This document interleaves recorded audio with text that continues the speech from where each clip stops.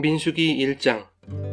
이스라엘 자손이 애굽 땅에서 나온 후 둘째 해 둘째 달 첫째 날에 여호와께서 시내 광야 회막에서 모세에게 말씀하여 이르시되, 너희는 이스라엘 자손의 모든 회 중 각 남자의 수를 그들의 종족과 조상의 가문에 따라 그 명수대로 계수할지니, 이스라엘 중 20세 이상으로서 싸움에 나갈 만한 모든 자를 너와 아론은 그 진영별로 계수하되, 각 지파의 각 조상의 가문의 우두머리 한 사람씩을 너희와 함께 하게 하라. 너희와 함께 설 사람들의 이름은 이러하니, 르우벤 지파에서는 스데울의 아들 엘리술이요, 시므온 지파에서는 수리사떼의 아들 술루미엘이요, 유다 지파에서는 암미나답의 아들 나손이요, 이사갈 지파에서는 수알의 아들 느다넬이요, 수불론 지파에서는 헬론의 아들 엘리압이요, 요셉의 자손들 중 에브라임 지파에서는 암미우스의 아들 엘리사마요, 므낫세 지파에서는 브다술의 아들 가말리엘이요, 베냐민 지파에서는 기드오니의 아들 아비단이요, 단 지파에서는 암미사떼의 아들 아이에셀이요, 아셀 지파에서는 오그란의 아들 바기엘이요, 갓 지파에서는 드우엘의 아들 엘리아삽이요, 납달리 지파에서는 에난의 아들 아히라인이라 하시니, 그들은 회중에서 부름을 받은 자요, 그 조상 지파의 지휘관으로서 이스라엘 종족들의 우두머리라. 모세와 아론이 지명된 이 사람들을 데리고 둘째 달 첫째 날에 온 회중을 모으니, 그들이 각 종족과 조상의 가문에 따라 20세 이상인 남자의 이름을 자기 계통별로 신고하며, 여호와께서 모세에게 명령하신 대로 그가 시내 광야에서 그들을 계수하였더라. 이스라엘의 장자 르우벤의 아들들에게서 난 자를 그들의 종족과 조상의 가문에 따라 20세 이상으로 싸움에 나갈 만한 각 남자를 그 명수대로 다 계수하니, 르우벤 지파에서 계수된 자는 46,500명이었더라. 시므온의 아들들에게서 난 자를 그들의 종족과 조상의 가문에 따라 20세 이상으로 싸움에 나갈 만한 각 남자를 그 명수대로 다 계수하니, 시므온 지파에서 계수된 자는 59,300명이었더라. 갓의 아들들에게서 난 자를 그들의 종족과 조상의 가문에 따라 20세 이상으로 싸움에 나갈 만한 자를 그 명수대로 다 계수하니, 갓 지파에서 계수된 자는 45,650명이었더라. 유다의 아들들에게서 난 자를 그들의 종족과 조상의 가문에 따라 20세 이상으로 싸움에 나갈 만한 자를 그 명수대로 다 계수하니, 유다 지파에서 계수된 자는 74,600명이었더라. 이사갈의 아들들에게서 난 자를 그들의 종족과 조상의 가문에 따라 20세 이상으로 싸움에 나갈 만한 자를 그 명수대로 다 계수하니, 이사갈 지파에서 계수된 자는 54,400명이었더라. 스불론의 아들들에게서 난 자를 그들의 종족과 조상의 가문에 따라 20세 이상으로 싸움에 나갈 만한 자를 그 명수대로 다 계수하니, 스불론 지파에서 계수된 자는 57,400명이었더라. 요셉의 아들 에브라임의 아들들에게서 난 자를 그들의 종족과 조상의 가문에 따라 20세 이상으로 싸움에 나갈 만한 자를 그 명수대로 다 계수하니, 에브라임 지파에서 계수된 자는 45,000명이었더라. 므낫세의 아들들에게서 난 자를 그들의 종족과 조상의 가문에 따라 20세 이상으로 싸움에 나갈 만한 자를 그 명수대로 다 계수하니, 므낫세 지파에서 계수된 자는 32,200명이었더라. 베냐민의 아들들에게서 난 자를 그들의 종족과 조상의 가문에 따라 20세 이상으로 싸움에 나갈 만한 자를 그 명수대로 다 계수하니, 베냐민 지파에서 계수된 자는 35,400명이었더라. 단의 아들들에게서 난 자를 그들의 종족과 조상의 가문에 따라 20세 이상으로 싸움에 나갈 만한 자를 그 명수대로 다 계수하니, 단 지파에서 계수된 자는 62,700명이었더라. 아셀의 아들들에게서 난 자를 그들의 종족과 조상의 가문에 따라 20세 이상으로 싸움에 나갈 만한 자를 그 명수대로 다 계수하니, 아셀 지파에서 계수된 자는 41,500명이었더라. 납달리의 아들들에게서 난 자를 그들의 종족과 조상의 가문에 따라 20세 이상으로 싸움에 나갈 만한 자를 그 명수대로 다 계수하니, 납달리 지파에서 계수된 자는 53,400명이었더라. 이 계수함을 받은 자는 모세와 아론과 각기 이스라엘 조상의 가문을 대표한 12지휘관이 계수하였더라.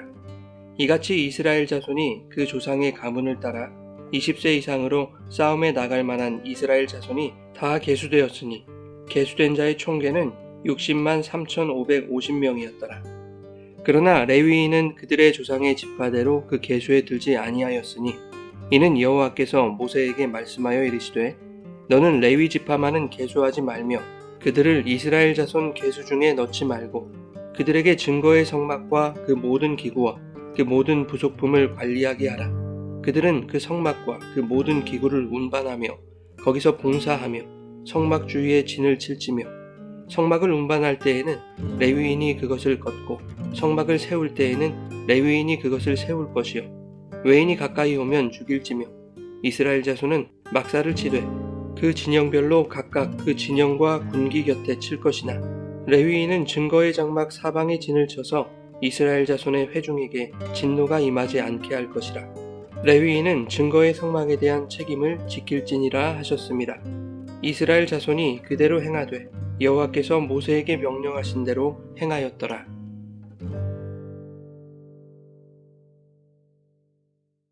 여러분 좋은 아침입니다. 오늘도 말씀의 은혜가 여러분의 삶에 풍성히 임하기를 소망합니다. 오늘부터 민수기를 묵상하겠습니다. 민수기의 제목은 백성의 수를 센다는 의미입니다. 이러한 번역은 초기 라틴어와 헬라어 성경의 영향인데 히브리 성경은 조금 다른 의미의 제목을 붙이고 있습니다. 히브리 성서에서 책의 제목은 그 책의 맨 처음 나오는 단어입니다. 그래서 히브리 성서에서 창세기의 제목은 태초를 의미하는 베레시트이죠. 출애굽기는 이름들을 뜻하는 쉐모트입니다. 그래서 출애굽기 시작부터 야곱의 아들들의 이름들이 소개되고 있는 것이죠. 레위기는 그리고 그가 부르셨다라는 뜻의 바이크라가 책의 제목입니다. 여호와께서 회막에서 모세를 부르셨다는 말씀으로 레위기가 시작하죠. 그것처럼 민수기의 히브리어 제목은 그리고 그가 말씀하셨다입니다. 그런데 말씀하신 배경이 광야였기 때문에 보통은 광야에서라는 제목으로 불립니다. 오늘 본문은 하나님이 모세에게 이스라엘의 인구조사를 명령하시는 장면인데 민수기의 시작부터 인구조사를 명령하시는 이유를 오늘 우리는 이 책의 제목에서 찾게 될 것입니다. 민수기는 출애굽기가 끝나고 이어지는 내용입니다. 출애굽기에 의하면 이스라엘은 출애굽 이듬해 첫째 달 초하루에 성막을 봉헌했다라고 기록하고 있습니다. 그런데 본문 1절은 애굽 땅에서 나온 이듬해 둘째 달 첫째 날에 여호와께서 시내 광야 회막에서 모세에게 말씀하셨다라고 기록되어 있습니다. 즉 성막 봉헌으로부터 한 달여가 흐른 시점이죠. 그 한 달 속에 레위기가 들어있는 것입니다. 하나님은 그 한 달 동안 이스라엘이 시내산을 떠나기에 앞서 모세에게 성막의 운영 규례와 다양한 제사 규례, 정결법과 제사장이 지켜야 할 규례 등을 주심으로써 하나님의 구별된 백성으로 살아갈 수 있는 근거를 마련해 주신 것입니다. 이제 이스라엘은 시내산을 떠나 하나님이 약속하신 가나안 땅으로 향할 준비를 본격적으로 시작해야 합니다. 그 첫 번째 준비가 인구조사였던 것입니다. 인구조사를 하는 목적은 여러 가지가 있겠지만 보통은 세금 징수를 확대하기 위해서 실시하는 경우가 있었고 군사력을 정비하기 위해 실시하는 경우가 있습니다. 민수기의 인구조사는 후자의 경우겠죠. 본문 3절에서 분명히 확인할 수 있습니다. 20세 이상으로 싸움에 나갈 만한 모든 자를 그 진영별로 계수하라 라고 말씀하죠. 그런가 하면 52절은 이렇게 말씀합니다. 이스라엘 자손은 막사를 치되 그 진영별로 각각 그 진영과 군기 곁에 칠 것이나. 하나님은 이스라엘을 군대로 조직하고 계시는 것입니다. 이미 출애굽기 6장 26절에도 이스라엘을 군대로 표현하고 있었습니다. 이스라엘 자손을 그들의 군대대로 애굽 땅에서 인도하라 하신 여호와의 명령을 받은 자는 이 아론과 모세요 라는 말씀입니다. 출애굽기 7장 4절에서도 하나님은 내 군대, 내 백성 이스라엘이라고 표현하십니다. 하나님이 이렇게 시내산을 떠나기에 앞서 싸울 수 있는 군사를 계수하도록 하신 것과 이스라엘을 군대 조직으로 편성하시는 것은 앞으로 그들이 걸어가야 할 길에 수많은 전투가 기다리고 있다는 뜻입니다. 아직 이스라엘이 상상치도 못할 40년이라는 고난의 행군이 펼쳐질 것입니다. 그러나 인구조사를 마친 이스라엘은 사기가 충천하지 않았겠습니까? 고센 땅에 정착한 야곱의 자손들이 고작 70명에 불과했지만 430년 만에 출애굽을 하고 보니 싸울 수 있는 장정만 60만, 여인과 아이들, 노인을 합하면 200만이 넘는 큰 민족을 이루었기 때문입니다. 한 국가라 하기에 손색 없는 규모이지요. 이스라엘은 인구조사를 통하여 아브라함의 자손들을 별과 같이 많게 하시겠다는 당신의 약속을 지키신 하나님의 신실하심에 감격하며 그 하나님께서 우리와 함께 하신다라는 생각에 한껏 고조되었을 것입니다. 그런가 하면 인구조사는 하나님의 주권을 알리는 것이기도 합니다. 인구조사가 하나님의 명령으로 이루어졌다면 그 명령을 따르는 이스라엘은 하나님의 통치권 안에 있는 하나님의 소유라는 의미이죠. 목자가 자기 양을 계수하듯이 하나님도 당신의 양들을 계수하심으로 자기 백성에 대한 사랑을 선언하고 계시는 것입니다. 한편 앞서 말한 대로 이스라엘 백성은 200만이 넘었습니다. 대규모 인원이 광야길을 걸어서 한 목적지를 향한다는 것은 불가능에 가까운 일이죠. 잠시 딴청을 부리면 대열에서 이탈하여 길을 잃는 곳이 광야입니다.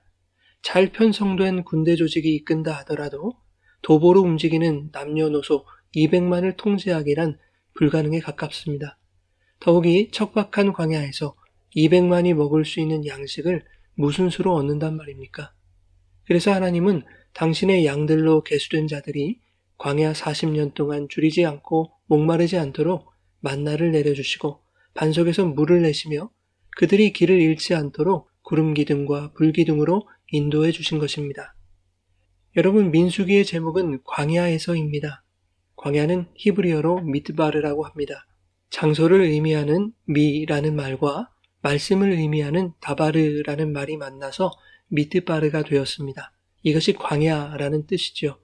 광야는 척박하고 위험천만한 곳입니다. 모래바람이 한번 휩쓸고 지나가면 사방을 분간할 수 없는 땅이죠. 목적지가 어딘지 알 수 없는 땅입니다.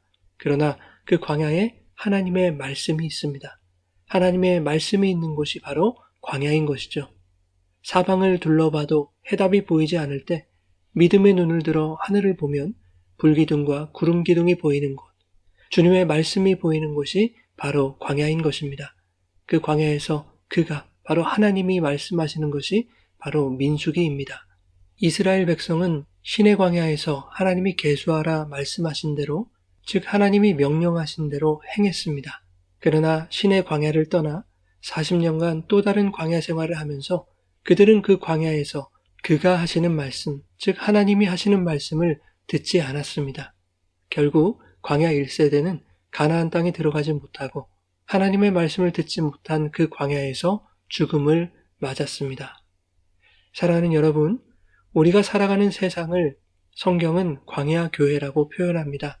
이 광야 같은 세상을 살아갈 때, 앞이 보이지 않는 불안함과 두려움이 찾아올 때, 그 광야에서 믿음의 눈으로 하늘을 바라보시기 바랍니다.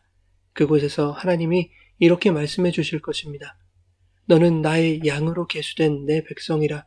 내가 너와 함께함이라. 내가 너를 붙들리라. 참으로 너를 도와주리라. 광야에서 들려오는 하늘의 음성을 듣는 자들에게 불기둥과 구름기둥으로 주님의 성령으로 그분의 말씀으로 양들이 걷는 길을 환하게 밝혀주실 것입니다. 하나님은 우리가 살아가는 광야의 현장 속에서 당신의 백성들을 향해 끊임없이 말씀하실 것입니다. 오늘 주의 말씀대로 행한 것이 내일을 살아가는 동력이 될 수 없습니다. 내일의 말씀에 순종할 때 우리는 내일의 광야 속에서도 하나님의 백성으로 살아갈 힘을 얻을 수 있는 것입니다. 내가 있는 자리에서 세상으로 눈돌리지 아니하고 주님께 시선을 두고 그분의 말씀에 순종함으로 광야 가운데서도 변함없이 부어지는 아버지의 신실한 사랑을 누리는 은혜로 충만한 날이 되시기를 예수님의 이름으로 축원합니다.